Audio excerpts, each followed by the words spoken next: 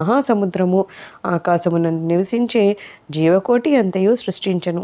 వీరిలో ఎవరి పుణ్యం ఎక్కువగా ఉంటుందో వారు స్వర్గానికి పోయి వారి పుణ్యఫలాన్ని అనుభవించిన పిమ్మట త్రోసివేయబడతారు.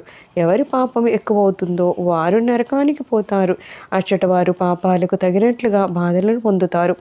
పాపపుణ్యాలు సమానంగా ఉన్నప్పుడు భూమిపై మానవునిగా జన్మించి మోక్ష సాధనకే అవకాశం గాంచెను. వారి పాపపుణ్యాలు నిష్క్రమించినప్పుడు వారికి మోక్షం కలుగుతుంది. వేయేల మోక్షము గాని పుట్టుక గాని వారు వారు చేసుకొనిన కర్మపై ఆధారపడి ఉంటుంది. మానవ శరీరం యొక్క ప్రత్యేక విలువ. జీవకోటి అంతటికిని ఆహారము, నిద్ర, భయము, సంభోగము సామాన్యము.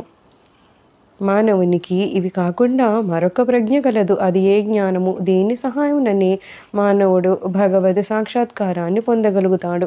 ఇంకే జన్మయందును దీనికి అవకాశము లేదు. ఈ కారణం చేత